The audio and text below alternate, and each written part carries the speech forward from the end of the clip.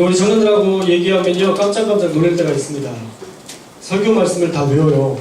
설교 제목을. 지난주 설교 제목이 뭐였죠? 공허하기 신뢰하기. 예. 진짜 너무 이렇게 잘 외워서 깜짝깜짝 놀래요. 그것만 외우는 거 아니죠? 말씀 제목만 외우는 거 아니죠? 예, 무모하게 신뢰하는 그 제목들을 여러분들이 가운데 알았다면 여러분들이 무모하게 신뢰하는 한 번쯤의 그런 도전들을 계속 해보셨으면 좋겠어요. 진짜 제목만 외워도 진짜 너무 감사해요. 여러분들이 제목만 알고 있다는 것만 해도 정말 저에게 감동인데 그것보다 조금 더 나가서 여러분들이 정말 그 말씀대로 살아본다면 여러분의 신앙이 정말 더 굳건해지고 더 하나님께서 보시기에 합당한 모습으로 계속적으로 좋아질 줄 믿습니다. 할렐루야. 오늘은 무슨 제목이죠? 제목 이름이 넉넉히 이길 이유라는 제목으로 말씀을 전해드리려고 해요. 얼마 전에 페이스북에 딩고라는 클럽에서 강하늘이라는 연예인이 나와서 한 대학생 알바생과 함께 이야기를 나누면서 그렇게 위로해주는 장면을 보게 됐습니다. 그리고 그 청년이 치열하게 정말 사는 모습을 보면서 우리 청년들이 그렇겠구나 하면서 애틋한 마음으로 그 영상을 봤습니다. 이 시대의 청년들이 정말 너무 힘들게 살아가고 있습니다. 실제로 여러분들이 정말 어렵게 살아가고 있고요. 여러분들처럼 정말 그 스펙을 위해서 발전을 위해서 그렇게 애쓰는 사람들이 많지 않은데 정말 여러분들 치열하게 살아가고 있습니다. 그런데 그 치열함 속에서 현실의 괴리감이 가끔 생길 거예요. 그래도 무너지지 않기를 바랍니다. 할렐루야. 힘든 일도 많이 있고 현실 속에서 많은 괴리감들도 있지만 무너지지 마세요. 오히려 여러분들이 더 노력하고 애써서 더 단단해지는 바위가 되었으면 좋겠어요. 그래서 이 어려운 현실을 여러분의 실력과 노력으로 뛰어넘는 자들이 되었으면 좋겠어요. 그래서 정말 단단한 바위가 되었으면 좋겠습니다. 이미 단단하게 살았지만 여러분 조금만 더 버텨보세요. 조금만 더 인내해보세요. 여러분들의 그 성실함을 누군가는 인정할 것이고 여러분의 그 신실함을 누군가는 들어 쓰게 하실 것입니다. 할렐루야. 하나님이 여러분들을 아시고 있으니까요. 노력하고 애쓰면서 넘어지지 마십시오. 여러분이 능력이 없어서가 아니에요. 그렇게 여러분들을 자책하지 마세요. 아직 기회가 주어지지 않은 것뿐이고 아직 완전히 세워지지 않는 과정에 있을 뿐입니다. 사실 이 시대의 한국 청년들처럼 능력 있고 성실하고 부지런한 사람들이 어디 있습니까? 전 세계를 통틀어서 이렇게 부지런한 사람들 없을 겁니다. 먹을 거 안 먹고 입을 거 안 입고 그렇게 사는 사람들이 우리 청년들 아니에요? 설교 전반부에 너무 주저리 말하는 것 같은데 사랑하는 우리 예수남은 청년교회 청년들 모두가 정말 힘을 냈으면 좋겠고요. 단단해질 수 있었으면 좋겠어요. 이 단단해지는 그런 우리 청년들이 되어졌으면 좋겠어요. 할렐루야. 여러분이 꼭 그래야 되기를 소망합니다. 이제 말씀이 여러분에게 주는 위로와 격려를 듣기를 원합니다. 오늘은요 요셉의 이야기를 통해서 이 시대를 살아갈 비전과 우리가 넉넉히 이길 이유를 발견하고자 합니다. 3절에 보면 요셉은 노년에 얻은 아들이었고 라고 얘기하고 있죠. 그리고 이스라엘은 이라고 얘기하는데 이스라엘은 누굴까요? 그렇죠. 이스라엘은 야곱을 말하는 거예요. 야곱은 여러 아들들보다 그를 더 사랑해서 채석옷을 지었다라고 말씀하고 있습니다. 다른 사람들은 그냥 아무 옷이나 입게 하는데 이 아들만큼은 채석옷을 입혔다는 거예요. 요셉은 정말 특별히 사랑받은 사람이었습니다. 이 특별히 사랑받았다는 것이 좋은 점도 있지만 나쁜 점도 있는 것 같아요. 좋은 점은 뭐냐면요. 그렇게 사랑을 받았잖아요. 그러면 회복이 빨라요. 사랑을 어렸을 때 많이 받으신 분들은요. 어떤 상처나 괴로운 일을 당해도 회복이 빨라요. 그것을 이길 힘이 빨라요. 그런데 그 사랑을 많이 받지 못한 사람들은 회복이 더뎌요. 조금 더디게 가는 것들이 있습니다. 보통 이 요셉의 이야기를 하면서 그런 사랑을 많이 받은 자였다라고 말하면서 제가 드는 하나의 더 생각은 그 형들은 얼마나 아버지의 사랑이 그리웠을까라는 생각을 해보게 됐습니다. 그런데 야곱의 그 특별한 사랑은 한 사람을 향한 특별한 사랑은 화합을 만들지 못하고 오히려 불편함을 만든다는 사실을 우리가 알아야 되는 것입니다. 창세기 37장 4절 말씀을 우리 함께 읽겠습니다. 창세기 37장 4절 말씀 시작. 그 형들이 아버지가 형들보다 오히려 더 사랑을 보고 그를 미워하여 그에게 평안하게 말할 수 없었더라. 얘기하고 있죠. 더 사랑하는 것을 보고 요셉을 미워해서 그에게 편안하게 말할 수 없었다. 왜 편안하게 말할 수 없었을까요? 관계가 불편해진 거예요. 이미 관계가 불편해진 거죠. 누군가를 편애한다는 것은 관계를 불편하게 만드는 것입니다. 그게 가정이든 사회생활이든 어디에서든 마찬가지예요. 물론 마음이 가는 사람이 있을 수밖에 없습니다. 그렇죠? 이렇게 많은 사람들 중에 특별히 마음 가는 사람들이 당연히 있죠. 저 사람하고는 친해지고 싶은 마음이 드는 사람들이 당연히 있죠. 저는 그럴까요? 여러분들 중에 특별히 마음 가는 사람들이 있을까요? 전 똑같이 마음이 가요. 그렇게 얘기해야 돼요. 안 그러면 상처받아서 말씀 안 들어요. 그렇죠? 전 여러분들을 똑같이 사랑하려고 해요. 어쩌면 더 오래 함께했던 사람들은 그만큼의 깊이의 사랑이 있고요. 이제 이야기하고 지금 알아가는 사람들은 그만큼의 깊이의 사랑이 아마 있을 겁니다. 물론 더 사랑하는, 더 마음이 가는 사람이 있는 건 당연한 건데 그 마음을 다른 사람들이 알도록 하는 것은 아마추어나 하는 일이에요. 우리는 프로가 될 수 있기를 주님의 이름으로 축원합니다. 할렐루야. 우리의 마음을 들키지 않아야 돼요. 우리의 마음이 누군가를 특별히 사랑한다는 것을 들켜서는 안 돼요. 교사 마찬가지죠. 내가 교사인데 특별히 좋아하는 애가 있어. 어떤 아이만 특별히 사랑해. 여러분 그러지 마세요. 그 아이에게는 지금 사랑이 필요한 거예요. 여러분의 사랑이 필요한 건데 조금 더 이쁘다고 더 잘 챙겨주고 똑같이 챙겨줘야 돼요. 여러분 나중에 한번 자식을 키워보세요. 생일날 생일 선물을 2번을 사줘야 돼요. 이 아이의 생일이고 이 아이의 생일을 축하해주는 이 아이까지 선물을 사줘야 돼요. 왠지 아세요? 상처가 와요. 아빠는 오빠만, 아빠는 예슬이만 뭐 이렇게 돼요. 그래서 싼 거 사. 너는 오늘 생일 아니니까 싼 거 사 라고 얘기하지만 비싼 걸 보면 또 어쩔 수 없어요. 사줄 수밖에 없어요. 예건이는 그래도 좀 싼 거 사는데 예슬이 좀 말이 안 통하는 그런 경향이 있어요. 어떻든 그 어떤 사람에 대해서는 우리가 똑같은 사랑을 줄 수 있어야 돼요. 쉽지 않지만 그것을 우리가 들키지 않고 우리 아이들에게 할 수 있어야 되고요. 특별히는 여러분의 가정에서 할 수 있어야 됩니다. 여러분의 가정에서 정말 똑같은 사랑을 주고 있다는 것을 느끼게끔 해줘야 돼요. 우리 예건이와 예슬이 둘 중에 하나를 선택하려면 제가 누구를 선택할까요? 저는 도저히 선택할 수 없습니다. 둘 다 귀하지 누가 더 귀하고 누가 덜 귀하고 그러지 않아요. 10손가락 깨물어서 안 아픈 손가락 없다는 말 정말이에요. 한번 깨물어 보세요. 안 아픈 손가락이 없어요. 누구든 사랑하고 누구든 아끼고 누구든 너무도 귀해요. 그런데 아이들은요 나일 거라고 믿고 있어도 어떤 상황 속에서 하나의 사건이 상처가 될 수 있어요. 아빠는 날 사랑할 거야, 나만 사랑할 거야 라는 믿음을 가지고 있어도 혹시라도 아빠가 너희 이렇게 하면서 때리진 않았지만 때리는 척만 해도 아빠는 날 사랑하지 않아. 그동안 내가 잘못 믿었던 거야. 그러면서 배신감을 가질 수도 있고요. 아빠가 나를 사랑하지 않는다라고 생각을 해도 그 삶에 상처가 있을 수밖에 없다는 것이죠. 그렇다면 답은 뭘까요? 아이들이 사람에 대해서 기대하지 않는 게 답일까요? 그럴 수는 없겠죠. 답은요 간단해요.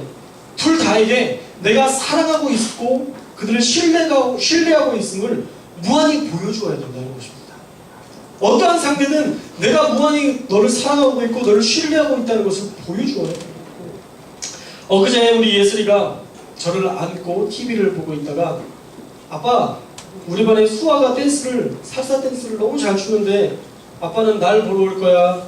그 수아 춤을 보러 올 거야? 내가 수아 춤을 못 어떻게 봐요? 내가 볼 이유가 있어요? 근데 자기 친구가 춤이 되게 멋있었나 봐요. 예슬이가 느끼기에. 그래서 저한테 묻더라고요. 그래서 제가 이렇게 얘기해 줬습니다. 아빠는 고민 없이 예슬이. 그렇게 얘기를 해줬어요. 그랬더니 또 이제 저를 간을 보더라고요. 그럼 만약 오빠가 하는 걸과 내가 하는 거 그러면 어떤 거 보러 올 거야? 라고 하길래 예건이가 피아노 치고 있어서 정신이 팔리는 틈에 아빠는 고민 없이 예슬이 라고 해줬어요. 왠지 예슬이도 여자라서 지금 무조건 편을 들어줘야 할 것 같은 그런 느낌적인 느낌이 들었어요. 다행히 예건이는 피아노 치느라고 우리 대화에 끼지 않아서 무한한 신뢰와 사랑의 언어로 예슬이를 격려해줬습니다. 그러자 예슬이가 자기는 오빠하고 비교되면 오빠가 우선순위로 여겨질 거라고 생각을 했었나 봐요.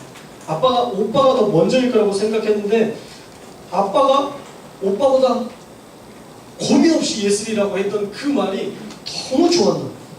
그다음부터 저한테 너무 잘하더라고요. 예전에는 이렇게 얘기했어요. 오빠랑 시간을 맞춰서 둘 다 봐야지 라고 얘기했는데 이 아이에게 객관적인 얘기가 필요하지 않은 거예요. 주관적이고 사랑의 언어가 필요했었던 것이지 객관적인 얘기가 필요하지 않았던 것입니다. 그래서 그 아이가 같이 사랑을 못 받고 오빠를 더 신뢰하는 것처럼 여겼을지 모르겠어요. 물론 예전에도 마찬가지입니다. 저는 칭찬에 인색하지 않습니다. 칭찬처럼 돈 안 드는 게 없어요. 이번 칭찬하면서 돈 내세요? 만원 칭찬하고 막 이러나요? 아니잖아요. 마음껏 칭찬하세요. 자, 과하다 싶을 정도 하셔도 돼요. 자녀들에게 칭찬은 마음껏 해도 돼요. 저는 칭찬을 남용하는 것은요, 부모의 의무라고 생각해요.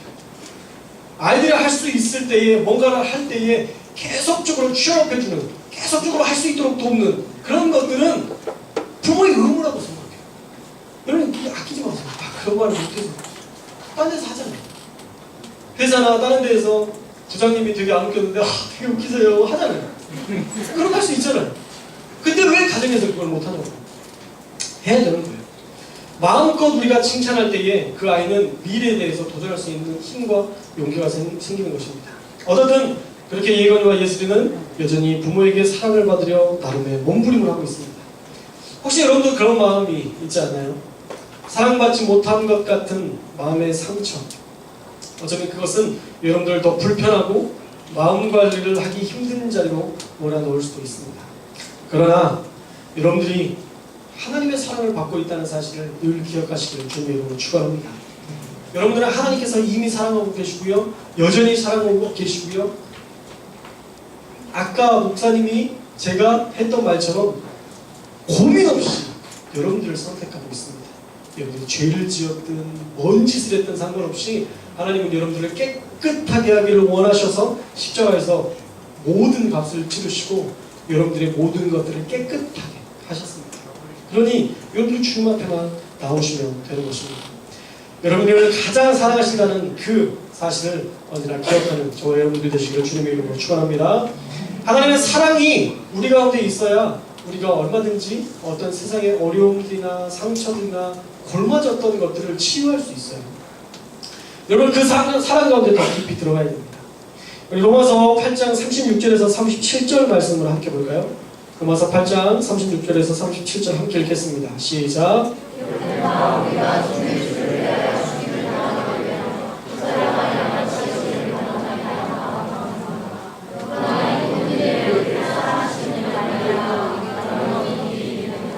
예, 지금 어떤 상황이라고요? 죽임을 당하게 될 것 같고 도살당할 양 같은 그런 상황이래요. 얼마나 죽을 것 같은 그런 때였겠어요. 그런 죽을 것 같은 상황인데 이 모든 상황들을 우리를 사랑하시는 이로 말미암아 넉넉히 이길 수 있대요. 여러분들을 사랑하신 분 바로 예수 그리스도로 말미암아 넉넉히 이길 수 있다라고 말씀하고 있습니다. 그 사랑으로 말미암아 불편함의 현실을 편함으로 평강으로 이겨낼 수 있는 것입니다. 요새는 그런 상황 속에서 어려운 상황 속에서도 주님만을 신뢰하는 믿음을 가지고 살았습니다. 물론 그 형들도 믿음이 있었죠. 그런데 나중에 보면 그 모든 것들을 바꾸시는 하나님의 역사들이 있었습니다. 그 모든 상황 가운데에서 그 모든 현실들을 바꾸는 하나님의 일하심이 있었는데 요셉 역시도 훈련을 받았어야 했고 요셉의 형들 역시도 훈련을 받았어야 했습니다. 요셉이 훈련을 받아야 될 것은요, 너무 사랑만 받았기 때문에 사랑을 주거나 다른 사람들의 마음을 읽어낼 능력이 없다는 겁니다. 오늘 개념 없는 요셉의 모습을 볼 수 있죠? 그렇게 색동옷을 입히고 특별히 사랑을 받았는데 그래서 지금 형들은 불편해 죽겠는데 형! 내 꿈 좀 들어봐! 그러면서 한다는 얘기가 형들의 그 곡식단이 내 곡식단이 저랬어. 아주 꼴보기 싫죠. 훈련 받아야 될 얘기입니다. 남을 배려하지 못하는 사람은요, 하나님의 위대한 일들을 감당할 수가 없어요.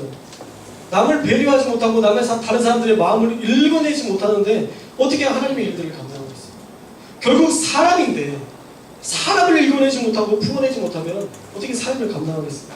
그래서 요셉은 수많은 고난 속에서 남의 마음을 읽어주고 또 자기 스스로의 부족함을 찾는 훈련을 통해서 계속적으로 성장했던 거예요. 어떤 때는 사랑만 받으면 남을 돌볼 만한 지혜가 없어요. 그게 전부인 줄 알아요. 그러나 우리가 다른 사람들을 돌볼 줄 알아야 됩니다. 그리고 자신이 사랑받으니까 누구든 자신을 사랑해야 하는 줄로 착각하는 경우도 있어요. 내가 그동안 사랑을 받았는데 넌 왜 날 사랑하지 않아? 이상하네? 너 날 사랑해야지. 이렇게 강요하는 사람들도 있는데 그렇지 않다는 거예요. 사랑받는 것 꼭 필요하죠. 정말 이 시대에 부모님에게 사랑을 받고 어떤 사람들에게 인정받는 것, 우리에게 정말 필요한 일입니다. 그런데 사랑받지 못하는 것도 사실 우리가 훈련되어야 할 하나의 영역이에요. 사랑받지 못하면 너무 힘들죠, 여러분. 인정받지 못하면 미치겠죠. 여러분들 안에 그런 마음들이 있을 수 있어요. 누구나 있죠. 저일 수도 있으니까. 그런데 그것도 훈련받아야 될 영역이라는 거예요. 생각해보세요. 어떻게 모든 사람이 나를 사랑할 수 있겠어요? 어떻게 모든 사람이 여러분들을 사랑할 수 있겠어요? 다양한 환경과 상황과 다양한 어떤 케이스를 통해서 사랑할 수도 있고 사랑하지 못할 수도 있고 다양한 환경들이 만들어졌기 때문에 모든 사람들이 나를 사랑할 수는 없어요. 저도 목회를 하면서 참 어려운 것 중에 하나가 그거였어요. 어떤 사람들을 나를 사랑으로 대하고 인정하고 함께 하는데 어떤 사람들을 나를 용납하기가 힘들어한다는 거예요. 어떤 사람이 나를 용납하는 것이 대단히 힘들어 보이는 사람들이 있었어요. 우리 청년분 말고요. 사역을 하면서. 이해가 안 되죠. 아니, 어떻게 나같이 사랑받을 사람을 사랑하지 못하지? 그동안 정말 사랑받았거든요. 저는 이름에도 막내예요. 셋째, 막내. 늘 사랑받았어요, 정말. 그냥 이렇게 뭐 흉내만 내도 흉내도 잘 내고 그냥 우리 형이 이렇게 막 이줄 흉내 내고 막 어렸을 때 막 그렇게 하면 아우 첫째가 돼가지고 막 이랬는데 나는 그냥 이렇게 하면 용돈 받았어요. 어렸을 때니까 엄청 사랑을 받고 엄청 인정을 받고 그렇게 살았어요. 여러분들 이줄 흉내 안 내시죠? 이줄이 누구신지 모르시죠? 그걸로 웅성웅성 되는 것 같은데 누군가한테 사랑을 받는다는 것, 누군가한테 사랑을 받고 인정을 받는다는 것, 저는 그게 너무 당연한 일이라고 생각을 했었어요. 그런데 어느 순간 사랑을 받지 못하니까 사랑이 미쳐가요. 사랑을 받지 못한다는 것이 대단히 힘들고 어려웠어요. 어떻게 해야 될지 몰랐어요. 저 사람에게 인정받기 위해서 내가 무엇을 해야 될까 고민해봤지만 결국 해답이 그 사람이 나를 사랑하지 않는 이유는 어떤 해결책 때문에 어떠한 일 때문에가 아니라 그냥일 수도 있어요. 그 사람의 마음까지 어떻게 바꿔요. 그래서 저에게 주셨던 하나님의 응답과 깨달음은 모두가 나를 사랑하지 않을 수도 있다 라는 전제를 제 마음 가운데 장착했어요. 모든 사람이 나를 사랑할 수 없다 라는 마음들을 장착했더니 어떻게 변하더라고요. 나를 사랑하지 못하는 사람들도 있어야죠. 어떻게 그 사람이 나를 사랑해야 할 의무가 있겠어요? 어떻게 모든 사람들에게 나를 사랑하라고 그런 의무감을 부여해 줄 수 있겠어요? 사실 나 역시도 모두를 사랑하지 않잖아요. 여러분들 역시도 모두를 사랑하세요? 여러분 옆에 있는 사람들을 사랑하십니까? 여러분의 이웃을 사랑하십니까? 여러분의 주변에 있는 정말 원수 같은 사람들도 어쩌면 있을 텐데 그 사람들도 다 사랑하십니까? 잘 안 되잖아요. 나도 사실 모든 사람들을 사랑할 수 없는데 모든 사람들이 나를 사랑해야 된다는 것은 사실 모순이에요. 여러분들 가운데 이러한 마음을 잃기를 바랍니다. 어쩌면 이것을 여러분의 마음 가운데 장착하면 되게 좀 각박해질 수는 있어요. 그죠? 모든 사람들과 사랑하고 싶고 모든 사람들과 이렇게 친하게 지내고 싶은데 나를 사랑하지 않는 사람들은 그냥 천연의 듯한 느낌이 들 수도 있는데 천연이라는 게 아니에요, 여러분. 나를 사랑하지 않는 너 그래 넌 나와 단절 이렇게 해서 단절식이라는 게 아니에요. 그냥 그 사실이 나를 사랑하지 않을 수도 있다 그거예요. 그 사람을 쳐내라는 것이 아니라 더 이상 이렇게 관계를 끊어버리고 살라는 게 아니라 나를 사랑하지 않을 수도 있다는 전제를 가지고 사람들을 대하라는 것이죠. 어쨌든 우리 청년들이 사는 현실이 창세기 37장의 내용과 다를 바 없는 그런 관계의 문제들이 그 안에 있는 것 같아서 여러분들과 말씀을 나누고요. 오늘 말씀의 핵심은 그런 관계적인 문제가 아니라 정말 살펴보고 싶은 것은요, 요셉의 꿈이에요. 요셉의 비전. 요셉이 17살의 나이에 애굽에 팔려가 종으로 살았습니다. 그리고 보디발의 아내가 아까 이렇게 유혹했죠?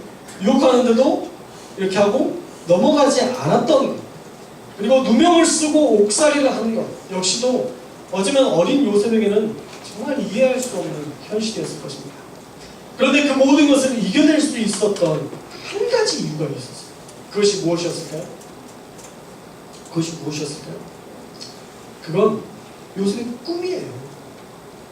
요셉에게 보여주셨던 그 환상이에요.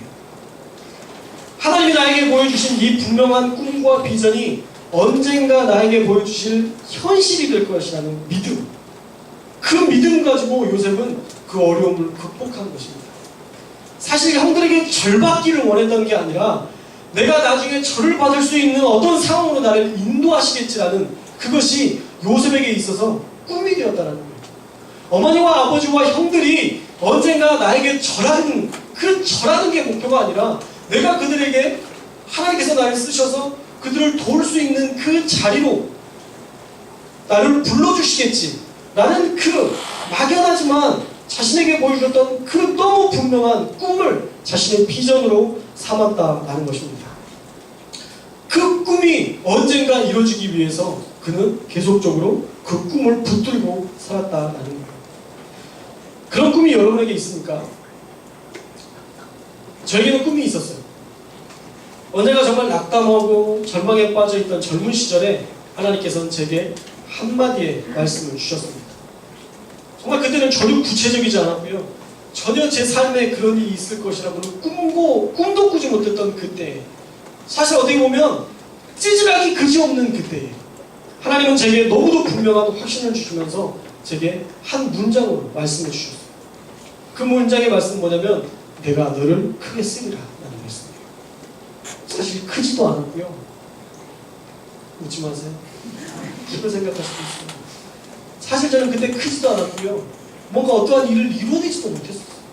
오히려 실패해서 어떤 교회 사역에서 실패감을 맛보고 실패감에 쩔어있는 그때였어요. 그런데 하나님께서 저에게 주시는 말씀이 이거였어요. 내가 너를 크게 쓰리라. 그 한마디가 갑자기 제 가슴에 팍 스치더니 이 마음이, 이 문장이 계속 내 안에서 파동을 치는 거예요. 요동치는 거예요. 그래서 이걸 하나님의 말씀으로 믿었습니다. 이것이 나에게 주시는 하나님의 말씀이라고 제 것으로 취했어요. 그것을 취하고 나니까 현실이 안 보이더라고요. 내 찌질한 상황을 보지 않게 하고 언젠가 이 일이 이루어질 것이라는 어떤 큰 확신과 큰 내 삶의 비전으로 이 말씀이 잘 잡았어요. 그것이 나에게 비전이 됐어요. 그런데 이 비전을 어떻게 쓰느냐에 따라서 두 가지 완전히 다른 상황이 되는 거죠. 하나님께서 저를 크게 쓰실 건데 만약에 잘 한다면 하나님의 위대하심을 드러내는 증거로 저를 사용하실 줄 믿습니다. 할렐루야. 하나님 그렇게 쓰실 거라 믿어요. 그런데 만약 잘 못한다면 저렇게 될 수도 있다는 반면교사로 삼을 수 있는 교훈으로 저를 쓰실 수도 있다고 생각해요. 저렇게 하면 정말 안 된다라고 말하는 어떤 그 한 사람이 될 수 있다고 생각을 했어요. 하나님께서 크게 쓰실 때에 저렇게 살아야 된다라는 그런 어떤 모본이 되는 그런 신앙생활을 하고 싶었어요. 저렇게 살면 안 돼! 라는 모본이 되지 않기를 바랐던 마음으로 지금까지 제 나름의 하나님 앞에 헌신과 순수함을 지키려고 그렇게 살아왔습니다. 여러분들 가운데도 그런 비전들이 있었으면 좋겠어요. 흔들리지 않는 비전. 어떤 직업이 비전이 아니에요. 직업이 비전돼서는 안 돼. 이제 다음 주에 또 비전에 대해서 우리가 테마 예배로 좀 이야기를 나눌 거지만 직업은 비전이 아니에요. 목사 이건 비전이 아니에요. 어떤 목사가 되는지 그게 중요한 거죠. 어떤 회사원이 될 것이고 어떤 과학자가 될 것이고 어떤 수의사가 될 것인지 어떻게 세상을 돕고 어떻게 세상을 바꿔내고 어떻게 약자들을 도울 수 있을 것인지 그것을 발견하는 게 비전이지 단순히 목사, 의사 그것이 우리의 비전이 되어서는 안 되는 것입니다. 제게 주신 마음의 파도와 같은 그 비전처럼 요셉에게 주셨던 그 꿈은 곡식다리인 절하는 해와 달과 열왕들이 절하는 그 비전은 언젠가 자신이 꼭 이루게 될 미래의 현실임을 굳게 믿고 형제들에 대한 상처도 또 보디발의 아내의 유혹에도 감옥에서의 성실함을 유지할 수 있는 힘도 얻게 되었을 것입니다. 여러분은 어떤 하나님의 비전이 있습니까? 어쩌면 여러분들 안에 저는 하나님이 그렇게 크게 쓰지 않을 거예요. 하나님 사실 절 그렇게 쓰시지 못해요 라고 여러분들 스스로를 약하게 또 여러분들 스스로의 어떤 비전들을 계속적으로 눌러놓는 사람들도 있을지 모르겠습니다. 그런데 모든 사람들에게는요 하나님께서 부여하신 비전과 역할이 있어요. 하나님은 우리를 피규어로 만들어 놓으신 게 아니에요. 여러분들을 만드실 때 그냥 이쁘다 보기 좋다 라고 해서 그냥 형상 하나 만들어 놓는 아이언맨 하나 사가지고 이렇게 놓는 것처럼 그런 형상으로서의 우리 존재를 만들어 놓지 않으셨어요. 우리 스바냐 3장 17절 말씀 한번 볼까요? 스바냐서 3장 17절 말씀 우리 함께 읽겠습니다. 시작.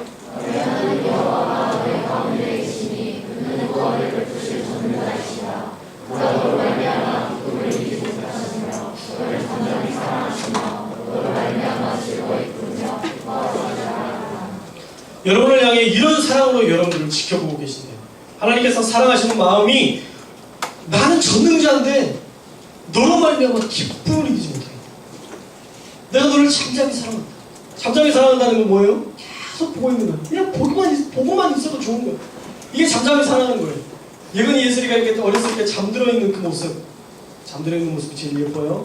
잠들어 있는 모습, 그 모습을 보는 거, 그것만 해도 얼마나 행복한지 아세요? 그런데 나중에 자식 나오면 그 마음이 뭔지 알 거예요. 조카 이쁘다고 해도요 자식에 비하면 아무것도 아니에요. 내가 정말 조카를 이뻐했는데요 자식 나니까 이렇게 차이가 나죠. 확실히 차이가 나죠. 여러분들이 나중에 자녀를 낳아보면 알 거예요. 하나님이 우리를 그렇게 지켜보고 계신데요. 그렇게 보기만 해도 좋은 상태예요. 너로 말미암아 즐거이 부르며 기뻐하시리라. 이게 단순히 여기에서는 내가 기뻐 이런 느낌이죠. 원어를 보면요 방방 뛴다라는 표현이 이 안에 나와 있어요. 우리를 보면서 너무 좋은 거예요. 발을 동동 구르시는 하나님. 그만큼 우리를 사랑하신다라고 성경은 말씀하고 있습니다. 그런데 그렇게 우리를 사랑하셔서 우리를 창조하셨는데 그냥 여러분들 안에 비전 없이 그냥 여러분들 보고만 있기를 원하신다고요? 아니에요. 너무 순진한 생각이에요. 저는요 우리 예언이 예수를 생각하면 앞으로 얘네들이 어떤 일을 할까? 어떤 길을 갈 수 있도록 내가 도와줘야 될까? 어떤 성품의 아이가 되면 좋을까? 저는 늘 고심하고 연구하고 있어요. 얘네들은 어떤 길로 가야 될지 제 나름의 그 아이들을 향한 하나님의 뜻이 있겠지만 그 아이들 스스로가 비전을 찾을 수 없기 때문에 제 나름의 물꼬를 어떻게 하면 하나님의 뜻으로 살아갈 수 있을까 연구하면서 물꼬를 터주려고 몸부림쳐요. 넌 그냥 그 아이를 향하여서도 그 이쁜 아이를 향하여서도 아비된 자는 어떤 아이가 될까 나중에 어떤 사람이 될까 기대하고 소망하고 이렇게 바라보게 되는데 그냥 넌 이뻐 라고 말하시고 그냥 피규어처럼 그냥 그 자리에 있게끔 하셨다라는 생각은 옳지 않습니다. 여러분 장난감 피규어 보고 기대하는 사람 있어요? 아이언맨 피규어를 사는 사람들은 그 장난감을 그냥 두고 보려고 사는 거지 그 아이언맨이 어려울 때 나를 도와줄 거라는 확신과 신념을 가진 사람은 없습니다. 뭐 이렇게 뭔가 이렇게 날려주고 그럴 거라고 믿지 않을 거예요.